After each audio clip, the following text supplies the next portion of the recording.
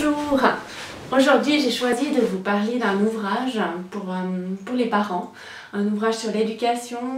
À la base il est spécialement conçu pour les parents d'enfants à 5 ans, mais je pense que chacun d'entre nous pourrait en retirer des conseils et des explications par rapport à ce que nous vivons avec nos enfants tous les jours. Donc je vous choisis, j'ai tout essayé d'Isabelle Filiosa.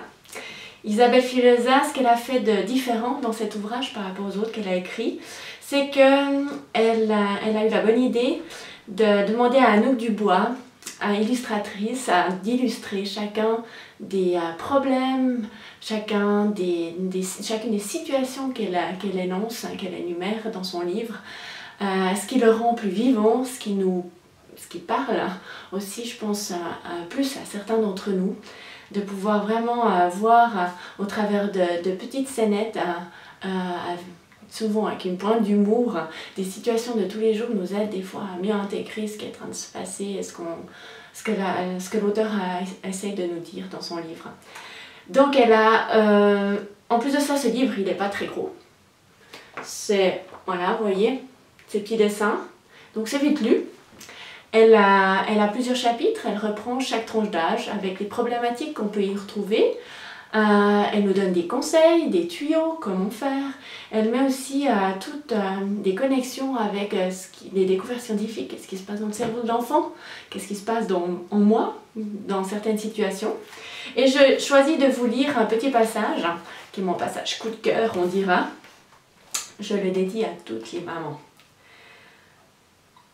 En l'absence de maman, mieux vaut ne pas trop se manifester.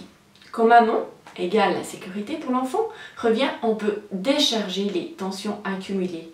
Le même processus est à l'œuvre quand votre petite est infernale avec vous le soir, alors que tout s'est divinement bien passé à la crèche. Elle a enduré des situations de stress traversées sans rien montrer, pour ne craquer qu'à votre arrivée. C'est dur à vivre pour les mamans qui peuvent avoir l'impression que l'enfant leur regarde leur pire et se dire qu'elles sont de mauvaises mères, surtout quand le papa en rajoute « Oh, regarde avec moi, tout se passe bien ».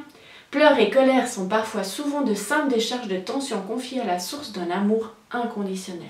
Maman. Ce comportement continuera pendant encore bien des années.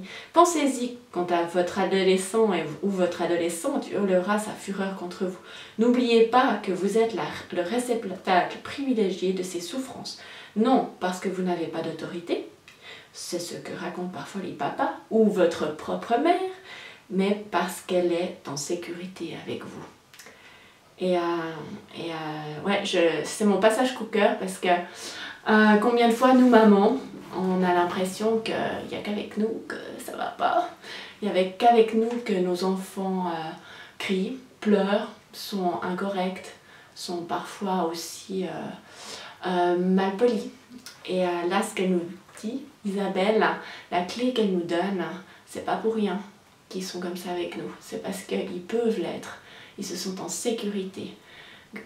De par simplement l'amour qu'on leur donne, cet amour qui est inconditionnel et qui diffère de celui du père qui lui est censé être conditionnel.